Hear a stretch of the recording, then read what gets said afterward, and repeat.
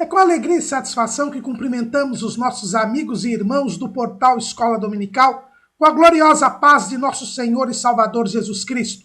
Estamos dando início a mais uma pré-aula, esta ferramenta que o portal Escola Dominical disponibiliza no início da semana, para que os irmãos possam melhor preparar a sua aula da Escola Bíblica Dominical.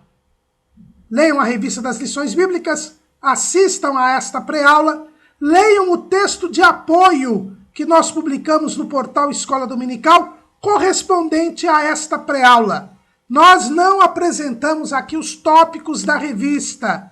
Os irmãos já leem a revista, há muitas pré-aulas que falam dos tópicos da revista. Nós estamos aqui querendo complementar algo para os irmãos. Então nós apresentamos aqui o texto que nós postamos no portal Escola Dominical. No portal Escola Dominical, nós postamos ainda 4 ou 5 outros textos a respeito desta lição. Também nas redes sociais do portal Escola Dominical, no Facebook, no Twitter e no LinkedIn, o irmão encontra dezenas de links a respeito desta aula, com textos de apoio, slides e outras videoaulas. Também postamos links de lições de outras faixas etárias e também de outros currículos da Escola Bíblica Dominical. No nosso site do portal Escola Dominical, o irmão também encontra videoaulas de outras faixas etárias e textos de apoio, não só de outras faixas etárias, mas também de outros currículos da Escola Bíblica Dominical. Também nós disponibilizamos breves comentários em áudio da leitura diária. Esse texto sugerido aqui na revista das lições bíblicas, uma breve meditação em áudio. O irmão, acesse, tenha um momento devocional e ainda adquira mais conhecimentos para a sua lição da Escola Bíblica Dominical. Se tiverem dúvidas, pode postar a sua pergunta na sala dos professores do portal Escola Dominical. Cadastre-se no site do portal Escola Dominical, o cadastramento é gratuito e o irmão poderá ali postar a sua pergunta. Nós não respondemos perguntas aqui no canal do YouTube. Também, no sábado à noite, às 19 horas, horário de Brasília, o irmão é convidado a assistir à transmissão ao vivo da aula do estudo preparatório dos professores e amigos da Escola Bíblica Dominical, da Igreja Evangélica Assembleia de Deus, Ministério do Belém, na sede aqui em São Paulo, na rua Conselheiro Cotegipe 273, no bairro do Belenzinho. O irmão é convidado nosso. A entrada é franca e aberta a todos os que amam a palavra de Deus. Mas tudo isso, irmãos, é apenas a preparação da Escola Bíblica Dominical. A Escola Bíblica Dominical somente se realiza quando nós vamos à igreja local. Como dizia o pastor Antônio Gilberto, de saudosa memória, a Escola Dominical é o povo do Senhor, na casa do Senhor, no dia do Senhor, estudando a palavra do Senhor. Mais uma vez, queremos dizer aos irmãos que muitos andam reclamando a respeito da qualidade do vídeo, principalmente a questão do áudio. Aumente aí o seu áudio, o seu volume no seu computador. Nós, infelizmente, estamos tendo problemas técnicos, nosso equipamento de qualidade superior quebrou, não temos condições de arrumá-lo ou comprar outro, e estamos fazendo o melhor que podemos para a obra de Deus. Este é o nosso melhor. Jesus exige a nossa excelência, e a excelência nossa é este equipamento. Ore por nós e, se puder, contribua para esta obra. Nós estamos estudando neste 4º trimestre de 2018 o tema As Parábolas de Jesus, as verdades e princípios divinos para uma vida abundante. Estamos estudando as parábolas de Jesus. O comentarista desse trimestre é o pastor Wagner Tadeu dos Santos Gabi, presidente das Assembleias de Deus em Curitiba, no estado do Paraná.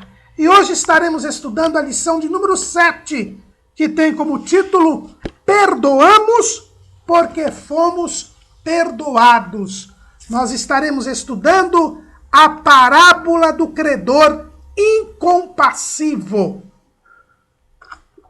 O credor que não tinha compaixão, mas que se esqueceu que, além de credor, era e muito mais devedor.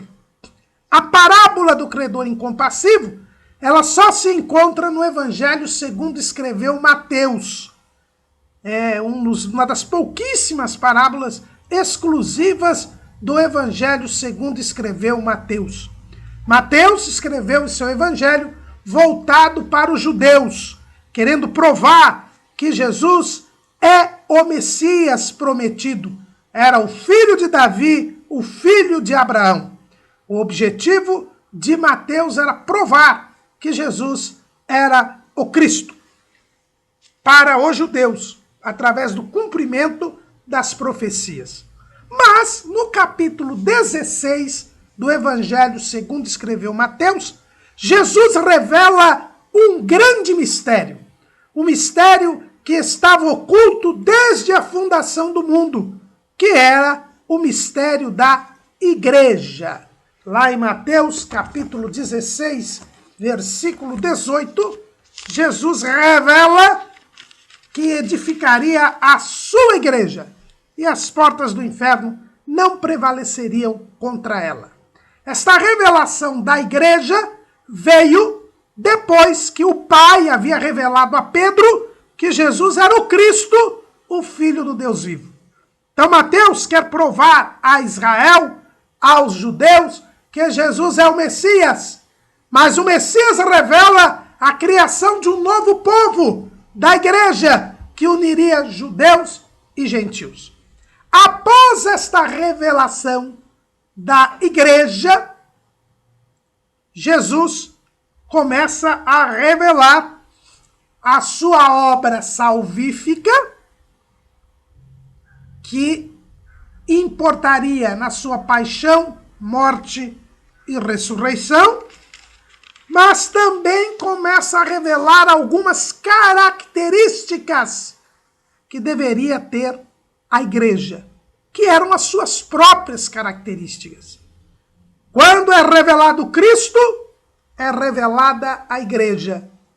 Há uma necessária e indispensável relação entre Cristo e a igreja. Relação esta tão íntima que é simbolizada nas Escrituras pelo casamento. Forma-se uma unidade entre Cristo e a igreja. E nesta unidade, nesta comunhão, a igreja tem que ter algumas características, algumas não, tem que ter todas as características de Cristo. E uma das características fundamentais que a igreja deve ter é a capacidade de perdoar, porque Jesus perdoou os nossos pecados. E por ter perdoado os nossos pecados, nós alcançamos a salvação.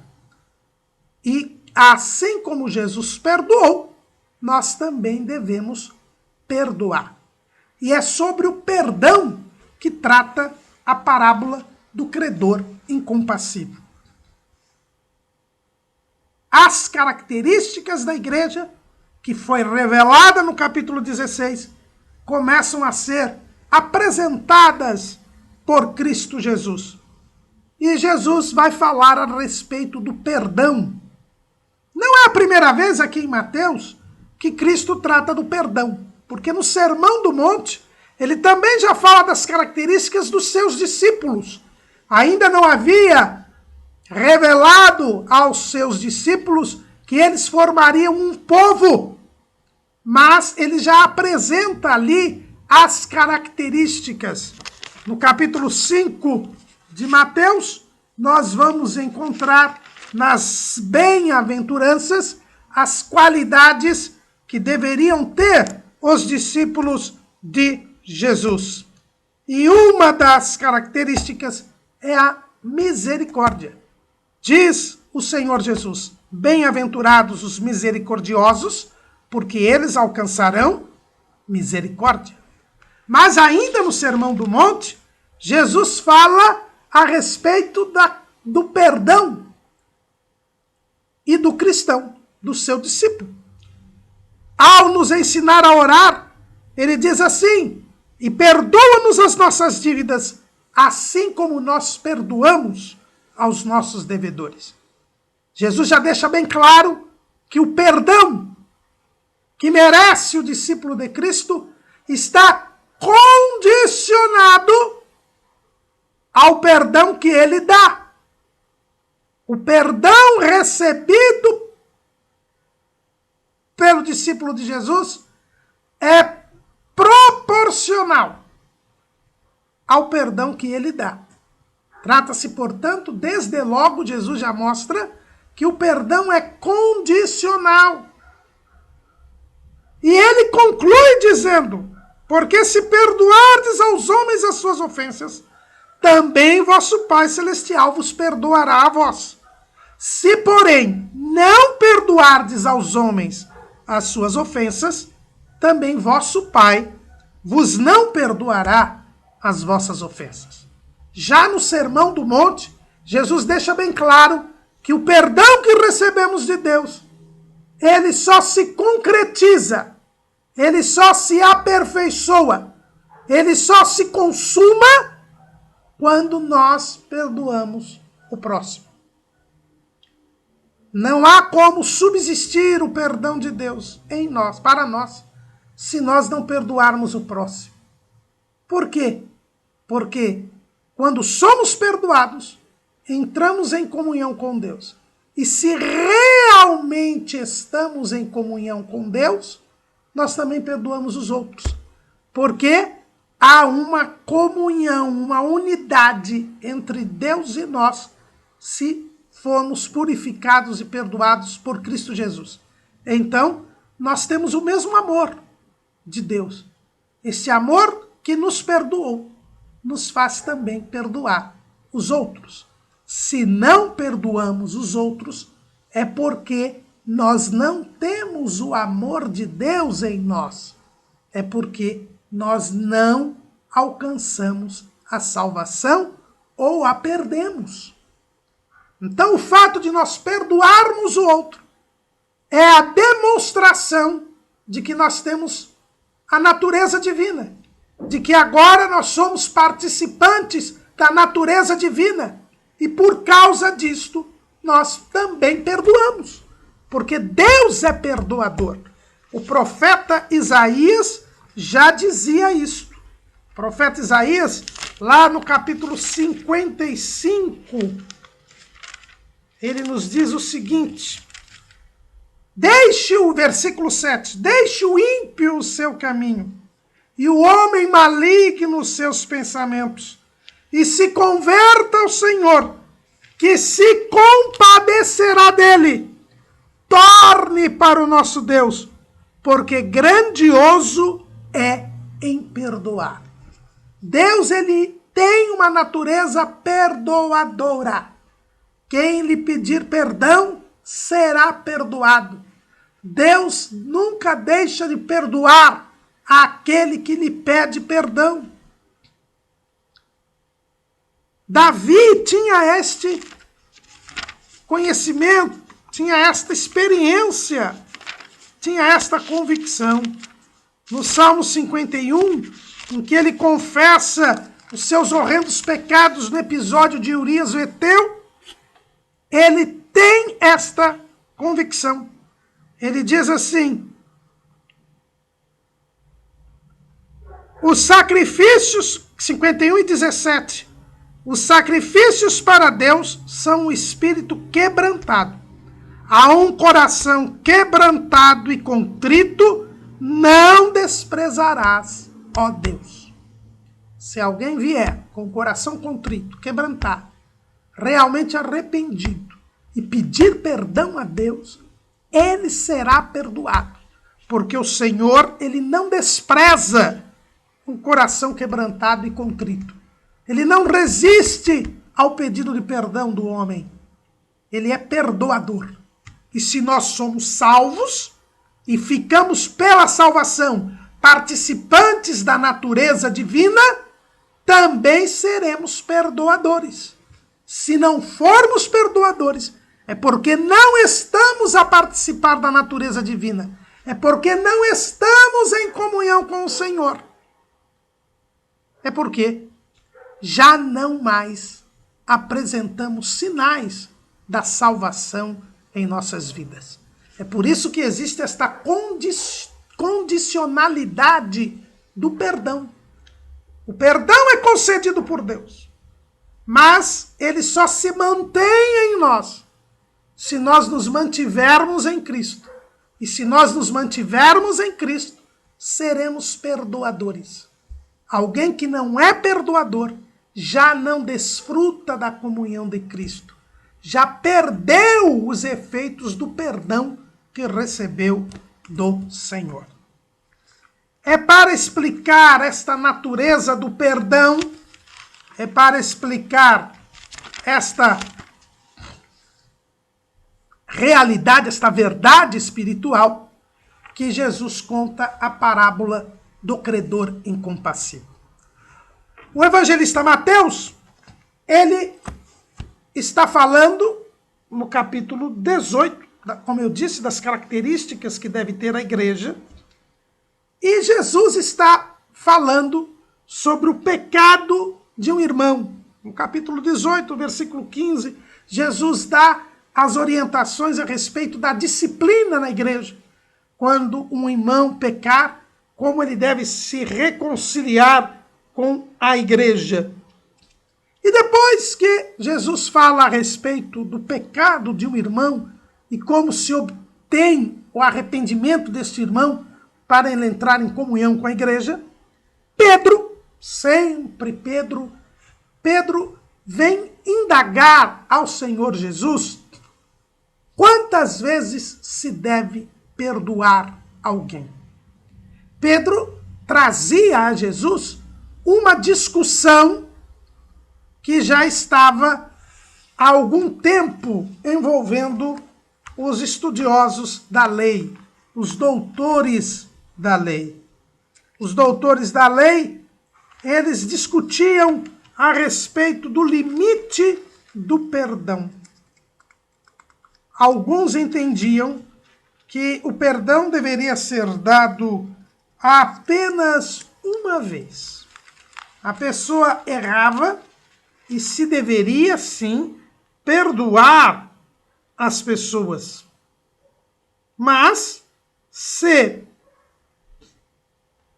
a pessoa voltasse a errar, não deveria mais ser perdoada. O perdão era único, segundo estes mestres da lei. Outros, mais liberais, diziam que, como lá em Provérbios está escrito que o justo cairá 7 vezes e se levantará, 7 era o limite do perdão. Uma pessoa deveria ser perdoada até 7 vezes. Na 8ª vez, já não tinha mais perdão. A pergunta de Pedro era, portanto, lá em Mateus capítulo 18, versículo 21, diz: Então Pedro, aproximando-se dele, disse: Senhor, até quantas vezes pecará meu irmão contra mim e eu lhe perdoarei? Até 7? Pedro vai ao limite dos doutores da lei. Um grupo dizia: o perdão é único.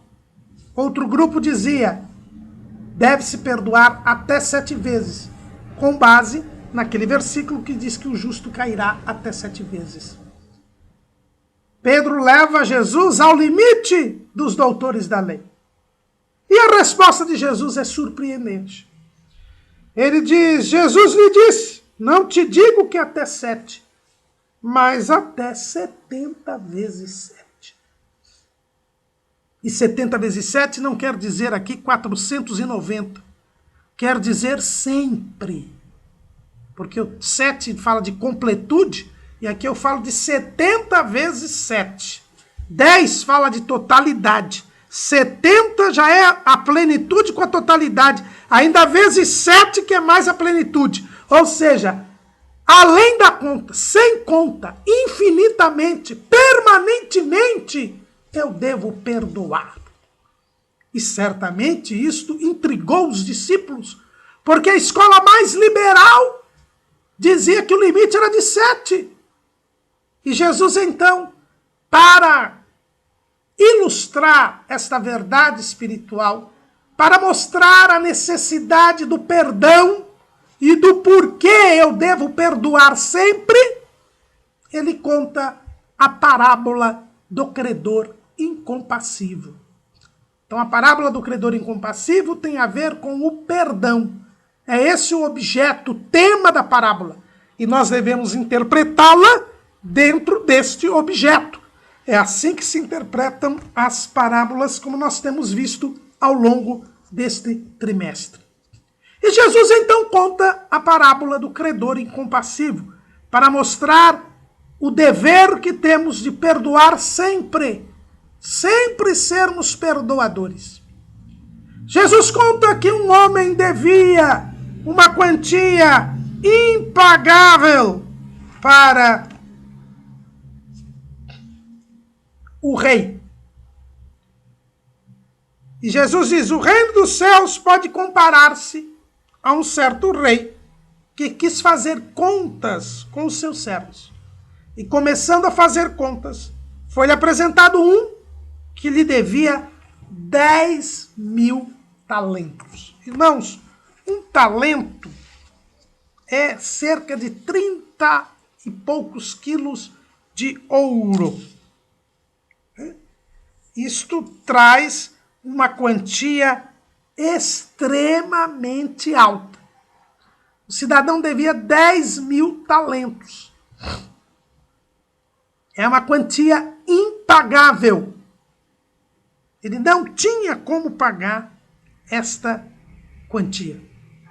E o rei estava prestando contas, fazendo contas, obrigando as pessoas a cumprir o quanto devia. Aquele servo era um servo de confiança do rei, porque senão não teria conseguido tanta dívida, tanto crédito, melhor dizendo. E ele é levado à presença do rei. E o rei mensura a dívida e diz que ele deve 10.000 talentos. O servo desesperado, diz o texto, o seguinte: e não tendo com o que pagar, o seu senhor mandou que ele, sua mulher e seus filhos fossem vendidos, com tudo quanto tinha, para que a dívida se lhe pagasse. Então aquele servo, prostrando-se, o reverenciava, dizendo: Senhor, seja generoso para comigo, e tudo te pagarei. Então o senhor daquele servo, movido de íntima compaixão, soltou-o e perdoou-lhe a dívida. Vejam bem que aquele servo não tinha como pagar aquela dívida.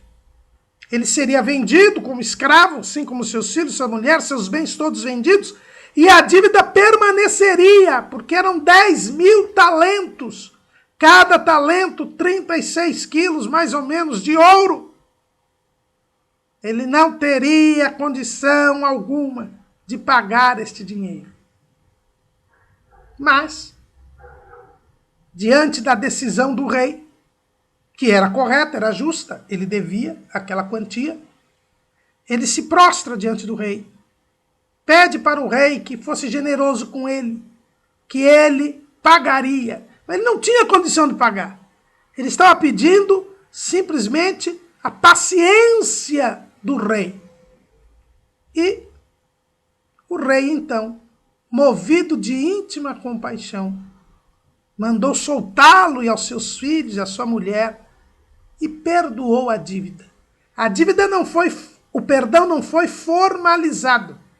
O rei estava fazendo contas com vários servos. No final, iria quitar a dívida. No final, iria formalizar aquele perdão.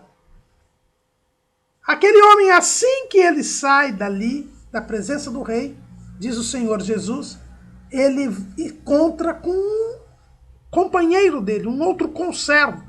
Veja bem que o servo estava tratando com o rei, mas agora ele encontra com um outro súdito, um outro morador do reino, um outro habitante do reino, alguém na mesma situação dele.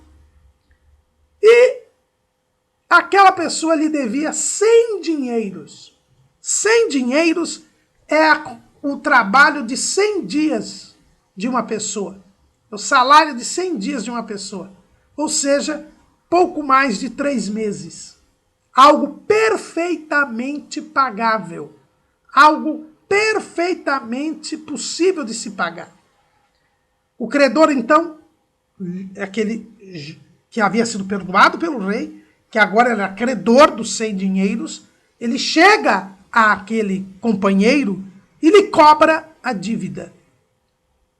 A pessoa diz que não tinha como pagá-lo no momento. E o servo, então, credor, prende o cidadão que lhe devia, e a Bíblia diz que o sufocava, dizendo, paga-me o que deves. O devedor, ele se prostra diante do companheiro, fazendo a mesma coisa que o servo tinha feito diante do rei. E diz, olha, seja generoso para comigo e tudo te pagarei. E ele podia pagar mesmo, porque a dívida era pagável. Ao contrário da dívida que o servo tinha tido com o rei. Mas o servo não quis saber. Não foi tolerante para com o seu devedor. Mandou prendê-lo. Esta notícia se espalhou. As pessoas disseram, nossa, o homem foi perdoado numa dívida de 10.000 talentos e não perdoou o seu companheiro, nem lhe deu um prazo para pagar, devendo apenas 100 dinheiros. Isso chegou ao ouvido do rei. O rei se enfureceu, mandou trazer de volta o servo. E como ele não havia formalizado a dívida, revogou o perdão e mandou prender o servo. Entregou aos atormentadores até que pagasse tudo o que devia. E Jesus termina a parábola dizendo, assim vos fará também meu Pai celestial, se do coração não perdoardes cada um a seu irmão as suas ofensas. Ao contar esta parábola, Jesus fala sobre o dever de perdoar e da vinculação do perdão à salvação.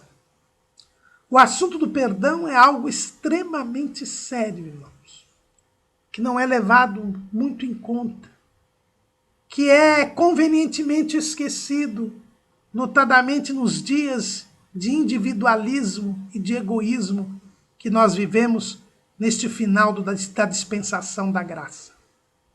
Mas é um assunto importantíssimo.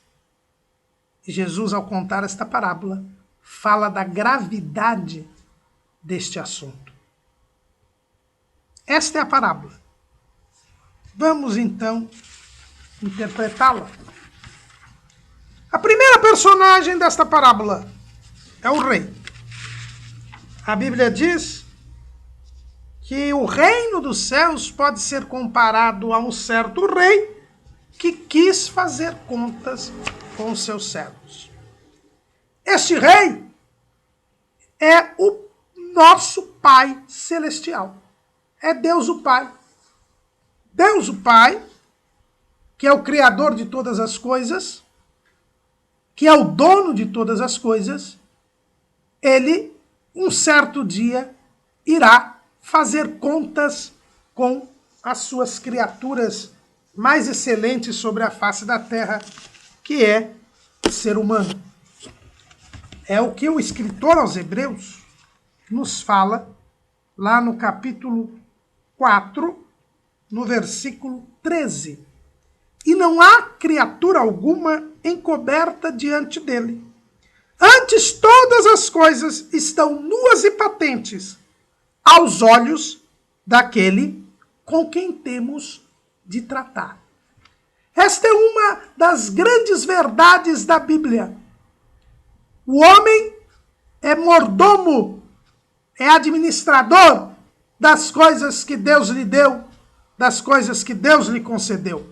Porque tudo é de Deus. O Salmo 24 diz: do Senhor é a terra e a sua plenitude, o mundo e aqueles que nele habitam. Nós habitamos neste mundo, nós somos administradores daquilo que Deus nos deu e nós um dia haveremos de prestar contas a Deus. E a prestação começa pelos servos de Deus. É o que diz o apóstolo Pedro. O apóstolo Pedro, ele diz assim, no capítulo 4, versículo 17 da sua primeira epístola: porque já é tempo que comece o julgamento pela casa de Deus. E se primeiro começa por nós, qual será o fim daqueles que são desobedientes ao evangelho de Deus? O julgamento começa pelos da casa. Nós todos temos de prestar contas a Deus, porque Deus é soberano, Ele é o dono de todas as coisas, e Ele tem o direito de saber como estão sendo usado aquilo que Ele nos deu. Este rei simboliza o Pai Celestial, porque no final da parábola, Jesus diz que assim como o rei fez, assim o meu Pai Celestial fará. Então o rei aqui é o Pai Celestial. É Deus o Pai. Em primeiro lugar, ele é o dono de todas as coisas. Em segundo lugar, a sua vontade é a única lei existente. Ele quis, diz o texto, fazer contas com seus servos. A vontade de Deus é soberana. Ninguém pode condicionar a Deus. Ninguém pode limitar a vontade de Deus. As únicas coisas que limitam Deus são a sua própria natureza, o seu próprio caráter. Segunda coisa que nós aprendemos aqui, aliás, terceira coisa, a primeira é que Deus é o dono de tudo, Ele é soberano. A segunda é que a sua vontade é a única lei existente. Ele quis fazer contas, fez contas. Ele quis perdoar o servo, perdoou. Ele quis revogar o perdão, revogou. A vontade de Deus prevalece. E nós devemos, se quisermos permanecer, fazer a vontade dele. Querer o que ele quer. Terceiro lição que nós temos aqui é que o rei, ele tem o direito de chamar quem ele quiser para a prestação de contas. Principalmente quem é próximo dele, quem goza da confiança dele. Eu já disse, esse servo não era qualquer servo. Por que não era qualquer servo? Porque ele devia uma quantia imensa, demonstrando ter muito crédito. E foi logo com ele que o rei começou a exigir contas. É o que disse o apóstolo Pedro, nós acabamos de ler. O julgamento começa pela casa de Deus.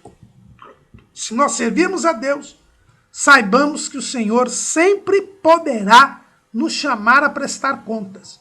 Não pense você que a prestação de contas será apenas o tribunal de Cristo. A Bíblia diz que a quem muito dá, muito mais lhe será cobrado. Muitas vezes nós somos chamados à reflexão, à consciência pelo Senhor, que cuida de nós, quer o nosso bem, e muitas vezes nos chama a uma prestação preliminar de contas. E é direito dele, porque ele é o dono de todas as coisas. E isso a parábola também nos ensina. Mas a Bíblia diz que este rei, ele é compassivo. Ele, ao ver a dívida de 10 mil talentos, chama o servo, exige-lhe contas e manda prendê-lo, a sua mulher, a seus filhos e a tomar todos os bens para vendê-lo. Ele aplica a lei. Ele é justo. Mas a Bíblia diz que ele é compassivo.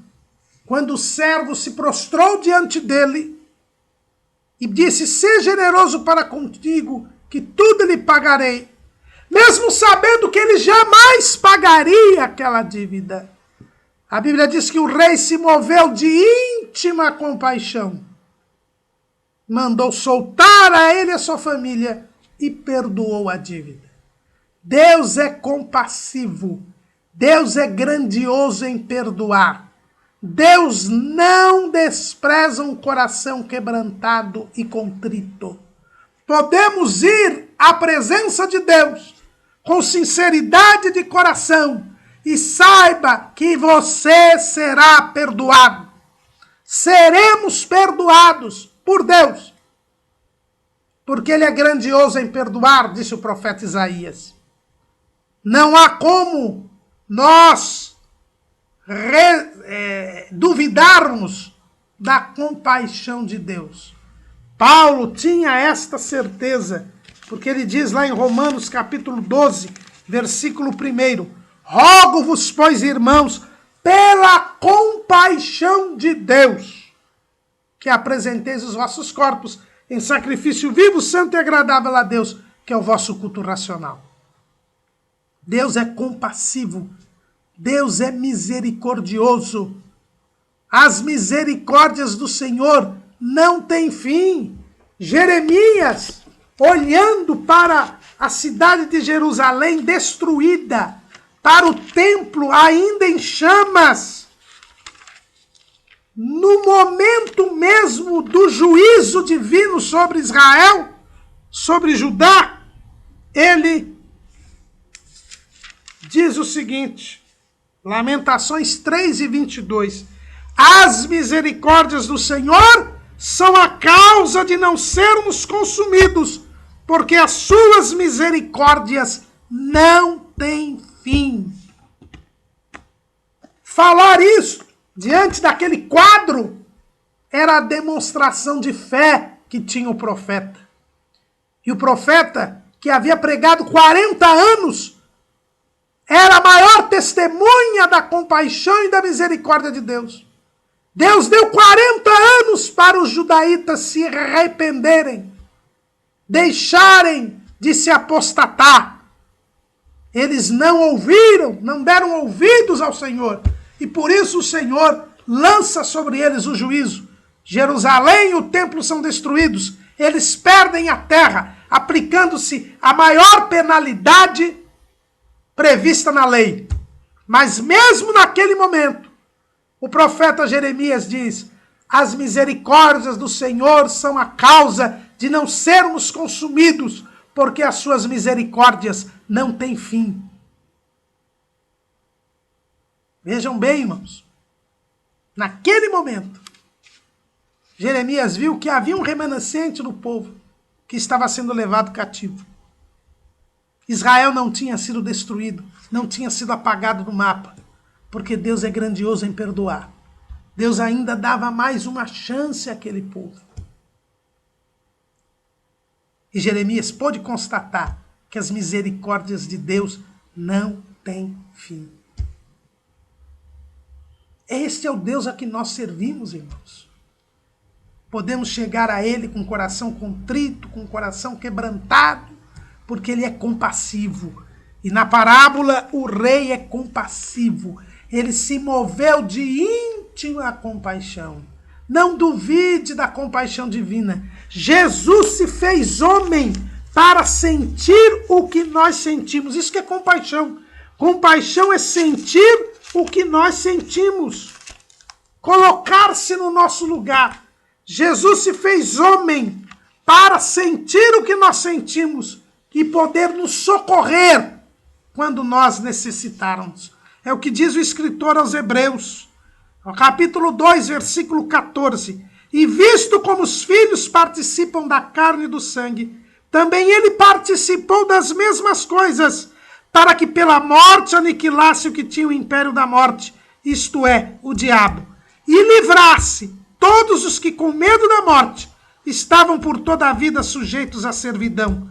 Porque, na verdade, ele não tomou os anjos, mas tomou a descendência de Abraão, pelo que convinha que em tudo fosse semelhante aos irmãos, para ser misericordioso e fiel sumo sacerdote naquilo que é de Deus, para expiar os pecados do povo. Porque naquilo que ele mesmo, sendo tentado, padeceu, pode socorrer aos que são tentados. Jesus se fez homem. Jesus tomou o nosso pecado para se compadecer de nós. Ele é compassivo. O Pai é compassivo. Ele prova o seu amor para conosco, porque Cristo morreu por nós quando nós ainda éramos pecadores.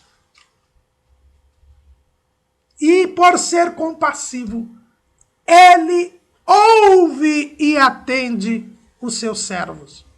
O servo se prostrou, o servo pediu perdão. E Deus deu além do que ele pediu. O rei deu além do que ele pediu. Ele pediu tempo para pagar, embora a dívida fosse impagável. E Deus lhe perdoou a dívida. O rei perdoou a dívida. É por isso que ele nos dá muito além daquilo que nós pedimos ou pensamos, como diz o apóstolo Paulo. Esse é o rei, que é o nosso Pai Celestial. Soberano. A sua vontade é a única lei existente. Ele tem direito de chamar os seus servos para a prestação de contas. Mas ele é compassivo. Ele se move de íntima compaixão. Ele é perdoador. Ele ouve e atende os seus servos. A segunda personagem desta parábola é o servo, credor incompassivo. Ele era servo do rei. Gozava de grande crédito e confiança diante do rei. Mas tinha uma dívida impagável. Essa é a situação do ser humano, irmãos. Aqui o servo, ele representa o discípulo de Jesus que não perdoa. O suposto discípulo de Jesus. Esse é o credor incompassivo, é a figura dele. É aquele que não perdoa. E quantos credores incompassivos nós temos hoje na igreja? Quantas pessoas que, tendo uma dívida impagável para com Deus, não perdoa o seu irmão. Ele era um servo de confiança, um servo que tinha crédito diante do rei. Ele era servo do rei. E ele tinha uma dívida impagável. 10.000 talentos significa uma dívida sem condições de se pagar. O que representa esta dívida de 10.000 talentos? Representam os nossos pecados. Nós, quando pecamos, entramos em dívida para com Deus. Porque Deus nos deu a vida para o servirmos. Deus nos deu condições para o servirmos. E eu e você não temos como pagar o preço dos nossos pecados. Não há como pagar o preço dos nossos pecados. O salmista, ele foi muito claro a esse respeito, lá no Salmo 49. No Salmo 49, no versículo 6, ele diz assim: aqueles que confiam na sua fazenda e se gloriam na multidão das suas riquezas, nenhum deles, de modo algum, pode remir a seu irmão ou dar a Deus o resgate dele, pois a redenção da sua alma é caríssima e seus recursos se esgotariam antes. Por isso, tampouco viverá para sempre, ou deixará de ver a corrupção. Porque vê que os sábios morrem, que perecem igualmente o louco e o bruto, e deixam a outros os seus bens. O valor de uma alma é maior do que todos os bens e os recursos do mundo inteiro. Se eu tomasse todo o universo para mim, eu não poderia pagar o preço da minha alma.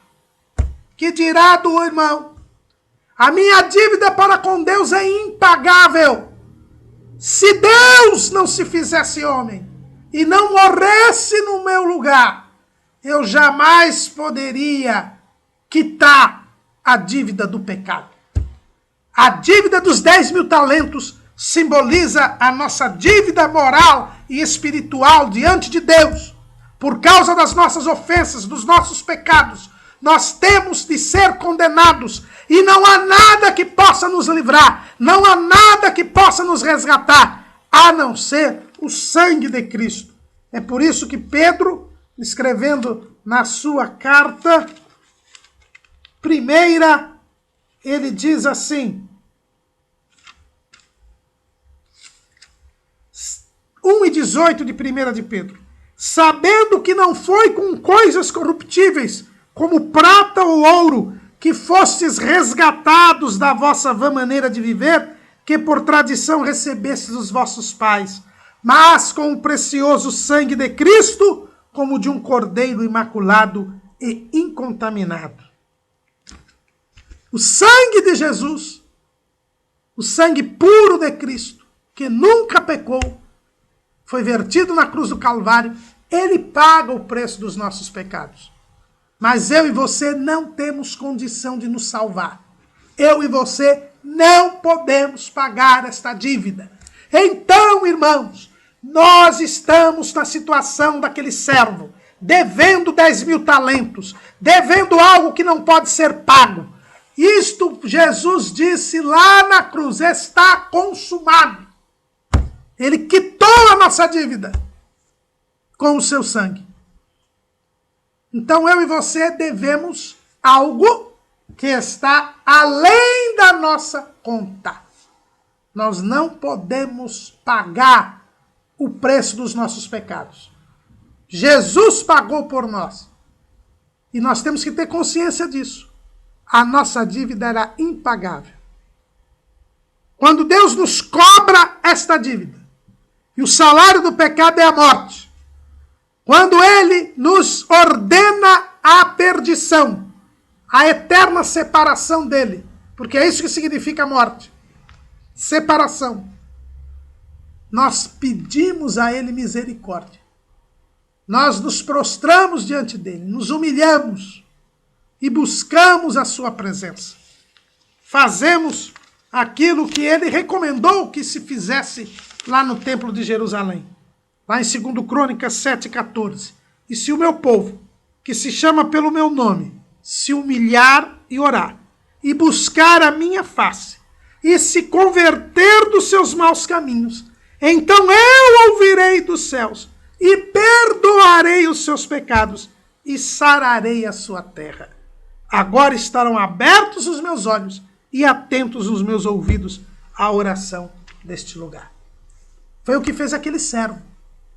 Confrontado com a sua pena, com a sua dívida impagável, e estando pronto a ser preso, preso ele já tinha sido, a ser vendido, e a perder todos os seus bens, e ainda ficar devedor, porque nada daquilo iria cobrir a sua dívida, ele eternamente ficaria escravizado, eternamente ele ficaria sem nenhum bem, porque jamais poderia pagar a sua dívida, seja com os serviços, seja com a venda dos seus bens. seja com o serviço dos seus familiares, ele se humilha diante do rei. Ele busca a face do rei. Ele pede perdão ao rei. E o rei, que é compassivo e grandioso em perdoar, perdoa o servo. Ele sai dali sem dever nada. Mas lembro, o perdão não havia sido formalizado ainda. O rei estava exigindo contas de vários. A documentação não tinha sido feita. O perdão já havia sido dado, mas não formalizado. Não perenizado. Não tornado definitivo e irrevogável. Mas aquele servo, ele era incompassível. Ele sai dali e encontra com um devedor seu, que não era como a situação anterior. A situação anterior você tinha o rei e o servo. O rei é maior que o servo. O rei manda, o rei é soberano. Os dois conservos são iguais. Os dois conservos estão no mesmo nível. A dívida é perfeitamente pagável, sem dinheiros. Uma dívida grande, mas perfeitamente pagável. Mas o servo, assim que ele encontra, ele já lança a mão do cidadão, o sufoca. Parece que eu vejo o servo saindo ali, ele mal sai da presença do rei, do palácio do rei, está andando na rua, indo para casa, e encontra com o cidadão, que talvez até ele tenha cumprimentado, e ele já pega o cidadão pelos colarinhos e diz: vai pagar ou não vai? Está me devendo 100 dinheiros.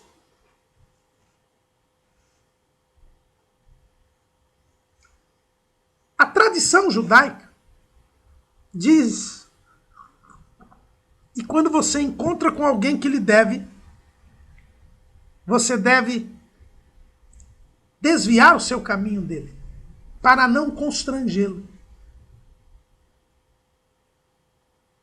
Este foi ao encontro do outro. Quis constrangê-lo.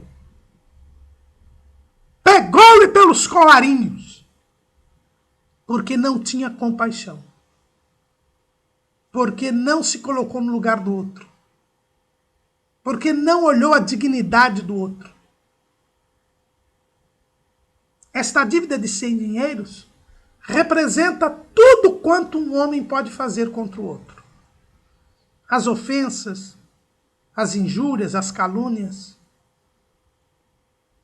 as maldades, tudo quanto alguém pode fazer contra nós. Tudo é perfeitamente reparável. Porque são coisas que não passam para a eternidade. São coisas do ambiente terreno. Tudo pode ser reparado, tudo pode ser perdoado. Perto dos nossos pecados diante de Deus, nada neste mundo é extremamente grave. Nada. Nem se eu matar alguém.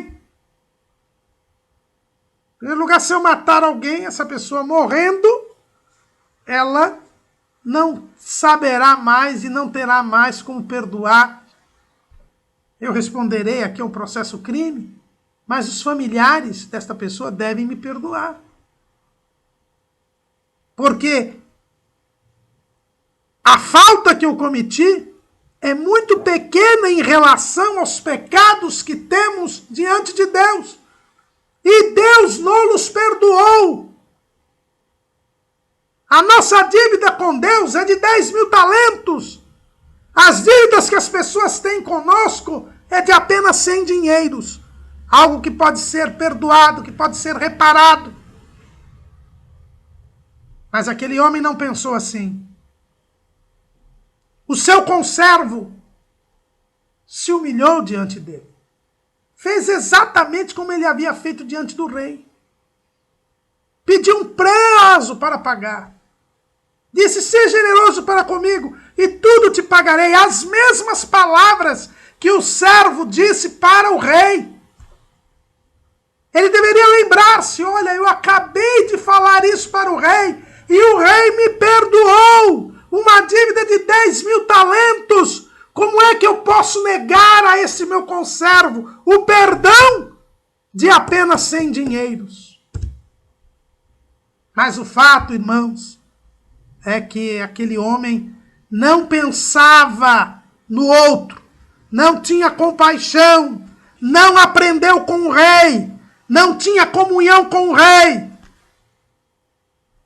era egoísta e lançou o seu devedor na prisão, aplicou a lei. E isto causou um mal-estar generalizado. Aquele homem vivia na sociedade. Ele lança o devedor na prisão e sem nenhuma consciência sai para a sua vida normal. Vida normal que só era possível porque o rei lhe havia perdoado. Porque se o rei não lhe tivesse perdoado, ele não estaria livre, nem seus familiares, e nem bens teria. Os 100 dinheiros que ele estava cobrando, ele não poderia sequer cobrar, porque estaria preso, escravizado, e aqueles 100 dinheiros iriam para o tesouro real. Porque ele foi, o decreto do rei foi que ele fosse expoliado de todos os seus bens, inclusive os créditos. Mas aquele homem não pensou nisso. Mas os seus companheiros viram a grande injustiça.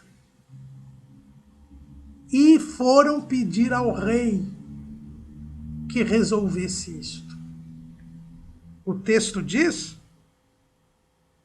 que os seus conservos viram o que acontecia, contristaram-se muito e foram declarar ao seu senhor tudo o que se passara. Os conservos aqui falam dos outros discípulos do Pai, dos outros cristãos, que não se alegram com a injustiça, porque estes cristãos são verdadeiros. Veja bem, irmãos, esse servo era um falso servo, um falso cristão. Os outros servos são verdadeiros cristãos. Por que eu digo que são verdadeiros cristãos? Porque eles têm o amor de Deus. Este servo não tem o amor de Deus, porque ele não se compadeceu do seu devedor. Então ele não participa da mesma natureza do rei. Agora estes outros, sim. Por quê? Ao verem a situação do devedor, eles se contristaram, eles tiveram compaixão, o mesmo sentimento que teve o rei.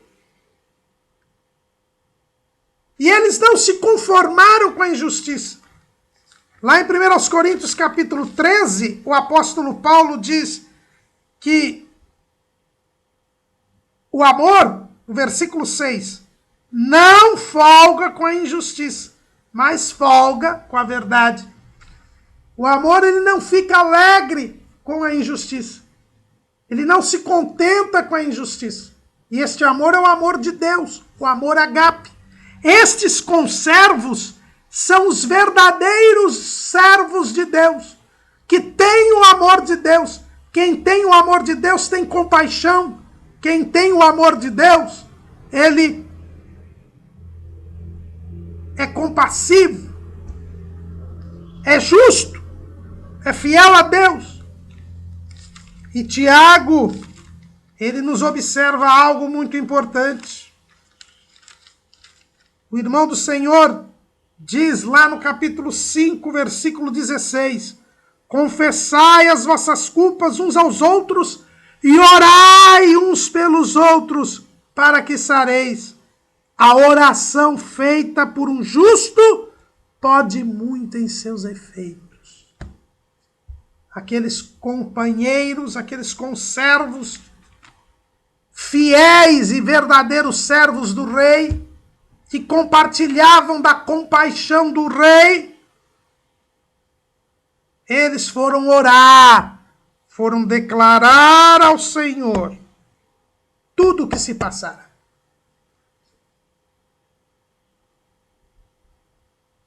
E o rei ouve e atende os seus servos. Ele não tinha ouvido o servo e perdoado a sua dívida.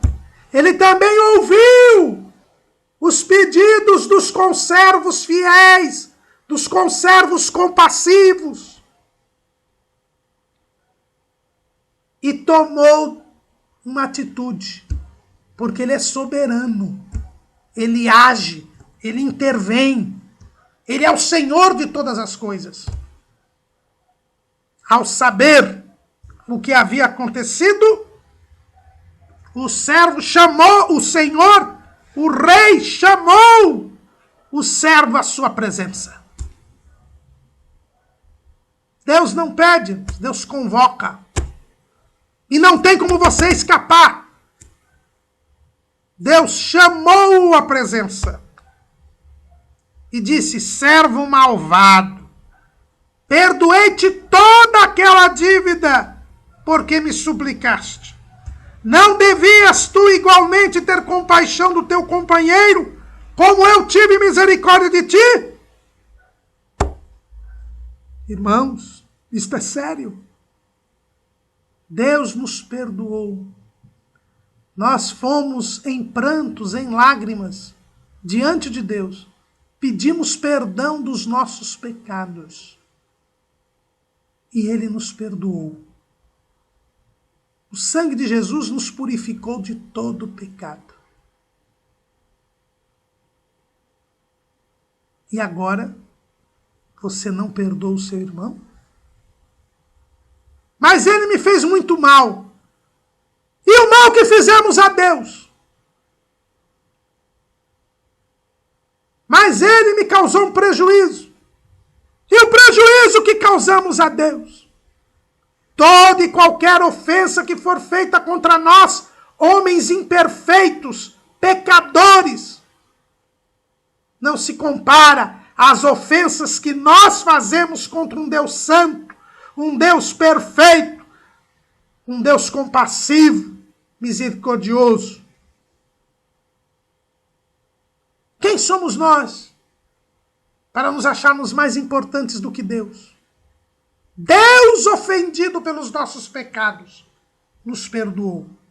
Perdoemos o nosso irmão. Perdoemos o próximo. Porque a nossa dívida para com Deus é monstruosa e foi perdoada. E as dívidas que os homens têm para conosco são perfeitamente pagáveis. São insignificantes diante da dívida que tínhamos para com Deus. Dívida que só foi paga pelo precioso sangue de Cristo. Não sejamos malvados. E a Bíblia diz que o rei ficou indignado e entregou o servo malvado aos atormentadores até que pagasse tudo o que devia. Ou seja, eternamente ele ficou na mão dos atormentadores, sofrendo eternamente. O que é isso, irmãos? Essa entrega aos atormentadores para sempre é a perdição eterna. Não usemos meias palavras. Se não perdoarmos o próximo, nós não vamos para o céu. Nós estaremos perdidos. Entrega aos atormentadores para sempre. Jesus deixa claro: assim também fará o meu Pai Celestial, se do coração não perdoardes cada um a seu irmão as suas ofensas. Quer ir para o inferno, irmão? É fácil. Deixe de perdoar o irmão. Você já está no inferno. É só não perdoar o irmão. Irmãos, isto é muito sério. O assunto do perdão não tem sido tratado convenientemente. Quantos irmãos estão ressentidos, magoados? Quantos perdoam de boca? São até constrangidos ali numa situação e acaba perdoando, mas o coração não perdoou. E Jesus disse, se do coração não perdoardes, você vai ser entregue aos atormentadores para sempre. Lago de fogo e enxofre está separado para você, preparado para você. Sejamos perdoadores, irmãos. Eu e você, um dia, pedimos perdão dos nossos pecados e Jesus nos perdoou. Todos os dias, pedimos perdão dos nossos pecados e Jesus continua nos perdoando. E por isso mesmo, nós temos que perdoar todos os dias os nossos irmãos. Amém.